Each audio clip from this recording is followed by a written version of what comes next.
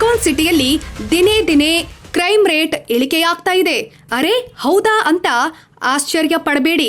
According to crime index 2025 ಪ್ರಕಾರ ಇತರ ಭಾರತೀಯ ನಗರಗಳಿಗೆ ಹೋಲಿಸಿದ್ರೆ Bengaluru one of the safest city ಅಂತ ಸರ್ವೆಗಳು ಹೇಳ್ತಿವೆ.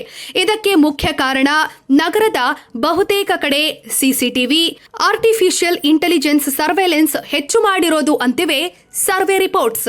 ಅಂದ್ಹಾಗೆ ಎಲ್ಲಾ ಕೆಲಸವನ್ನ ಟೆಕ್ನಾಲಜಿನೇ ಮಾಡ್ತಿರೋದ್ರಿಂದ ನಮ್ಗೆಲ್ಲ ಸಿಟಿ ಪೊಲೀಸರು ಅವರ ಏರಿಯಾ ಜೂರಿಸ್ಟ್ರಿಕ್ಷನ್ ನಲ್ಲಿ ನೈಟ್ ಪ್ಯಾಟ್ರೋಲಿಂಗ್ ಹಾಕೋದನ್ನ ಬಿಟ್ಟು ನಗರದ ದೊಡ್ಡ ಹೋಟೆಲ್ ಅಂಡ್ ರೆಸ್ಟೋರೆಂಟ್ ಬಾಗಿಲುಗಳಲ್ಲಿ ಸರ್ಕಾರಿ ವಾಹನ ಬಳಸಿ ಸೆಕ್ಯೂರಿಟಿ ಕೆಲಸ ಮಾಡ್ತಿದ್ರು. ಸಖತ್ತಾಗಿ ಕಮಾಯಿ ಕೂಡ ಗಳಿಸ್ತಿದ್ರು.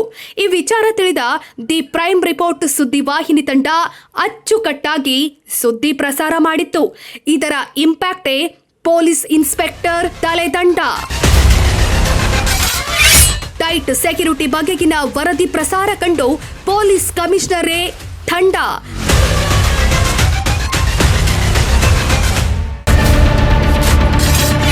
ವಾರ್ನಿಂಗೂ ಕೊಡದೆ ಕೋರಮಂಗಲ ಠಾಣಾ ಇನ್ಸ್ಪೆಕ್ಟರ್ನ ತಲೆದಂಡ. ಮೆಟ್ರೋ ಸಿಟಿ ಅಂದಮೇಲೆ night life common. Night life ಅಂದಮೇಲೆ ಅಲ್ಲಿ ಬೈಕ್ ಕಳ್ಳತನ, ಡ್ರಗ್ಸ್ ವ್ಯವಹಾರಗಳು, ಲೈಂಗಿಕ ಕಿರುಕುಳಗಳು ಇದ್ದೇ ಇರುತ್ತೆ. ಇದನ್ನೆಲ್ಲ ಪೆಟ್ರೋಲ್ ಮೂಲಕ ಕಡಿವಾಣ ಹಾಕೋಕೆ ಪೊಲೀಸರಿಗೆ ಅಪಾಚೆ ಬೈಕ್ ಜೊತೆಗೆ 10 ಲಕ್ಷ ರೂಪಾಯಿ ಬೆಲೆ ಬಾಳೋ ಎರ್ಟಿಗಾ ಕಾರ್ ಕೊಟ್ಟಿದೆ ಸರ್ಕಾರ. ಆದ್ರೆ ಪೊಲೀಸರು ಇವುಗಳಲ್ಲಿ ಬೀಟ್ಸ್ ಹಾಕೋದನ್ನ ಬಿಟ್ಟು ಮಧ್ಯರಾತ್ರಿ 1 ಗಂಟೆಗೆ ಮುಚ್ಚಿಸಬೇಕಿದ್ದ ಪ್ರತಿಷ್ಠಿತ ಬಾರ್, ಪಬ್, ರೆಸ್ಟೋರೆಂಟ್ಗಳನ್ನ ಮುಂಜಾನೆ 4 ಗಂಟೆವರೆಗೂ ತೆರೆದಿರುವಂತೆ ನೋಡಿಕೊಂಡು ಸ್ವತಃ ಸರ್ಕಾರಿ ಕಾರುಗಳಲ್ಲಿ ಇವುಗಳಿಗೆ ಸೆಕ್ಯೂರಿಟಿ ಕೊಡ್ತಿದ್ರು. ಇದರಿಂದ ಏರಿಯಾದ ಪೆಟ್ರೋಲಿಂಗ್ ವ್ಯವಸ್ಥೆ ಹದಗೆಟ್ಟು ನಿವಾಸಿಗಳು ಕಳ್ಳ ಕಾಕರ ಭಯದಲ್ಲಿ ಬದುಕುತ್ತಿದ್ರು. ಹಲವು ರೆಸಿಡೆನ್ಷಿಯಲ್ ಅಸೋಸಿಯೇಷನ್ಗಳು ನಮ್ಮ ಏರಿಯಾಗೆ ಬೀಟ್ಸ್ ಬರ್ತಿಲ್ಲ, ಪುಂಡಪೋಕರಿ ಕಳ್ಳರ ಹಾವಳಿ ಹೆಚ್ಚಾಗಿದೆ ಅಂತ ಪೊಲೀಸರಿಗೆ ದೂರು ಕೊಟ್ರು. ಇವರು ಕ್ಯಾರೆ ಅಂದಿರಲಿಲ್ಲ. ಕೊನೆಗೆ ನಮ್ಮನ್ನ ಸಂಪರ್ಕಿಸಿದ ನಿವಾಸಿಗಳು ಸಮಸ್ಯೆ ಬಗೆಹರಿಸಲು ವಿನಂತಿಸಿದ್ರು.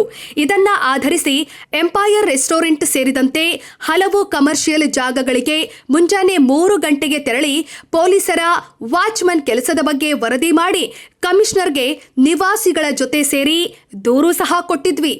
ಸದ್ಯ ದೂರನ್ನ ಆಧರಿಸಿ ಮಧ್ಯರಾತ್ರಿ ಕೋರಮಂಗಲ ಬಾರ್, ಪಬ್ ರೇಡ್ ಮಾಡಿದ ಆಯುಕ್ತರು ಕೋರಮಂಗಲ ಇನ್ಸ್ಪೆಕ್ಟರ್ SLR ರೆಡ್ಡಿ ಅವರನ್ನ ಕರ್ತವ್ಯ ಲೋಪ ಹಿನ್ನೆಲೆಯಲ್ಲಿ ಅಮಾನತುಗೊಳಿಸಿ ಆದೇಶಿಸಿದ್ದಾರೆ. ವ್ಯೂಸು, ಲೈಕ್ಸ್ಗೋಸ್ಕರ ದಿನಕ್ಕೊಂದು ಸುದ್ದಿ ಮಾಡೋದಲ್ಲ ನಮ್ಮ ಸುದ್ದಿವಾಹಿನಿಯ ಧ್ಯೇಯ. ಮಾಡಿದ ಸುದ್ದಿಯನ್ನೇ ವಾರ, ತಿಂಗಳುಗಟ್ಟಲೆ ಫಾಲೋ ಅಪ್ ಮಾಡೋದು ಮತ್ತು ಅದಕ್ಕೊಂದು ತಾರ್ಕಿಕ ಅಂತ್ಯ ನೀಡೋದು ನಮ್ಮ ಚಾನೆಲ್ನ ಜೀವಾಳ. ಇವತ್ತು ಇನ್ಸ್ಪೆಕ್ಟರ್ ಎತ್ತಂಗಡಿ ಆದ ಹಾಗೆ ಕರ್ತವ್ಯ ಲೋಪ ಎಸಗಿದ್ರೆ ನಾಳೆ ನೀವು ಸಹ ಸಸ್ಪೆಂಡ್ ಆಗಿ ಮನೆಯಲ್ಲಿ ಚೌಕಾಬಾರ, ಹಾವು ಏಣಿ ಆಡೋ ಪ್ರಸಂಗ ಬಂದ್ರೂ ಬರಬಹುದು. So be prompt in your work and at your workplace.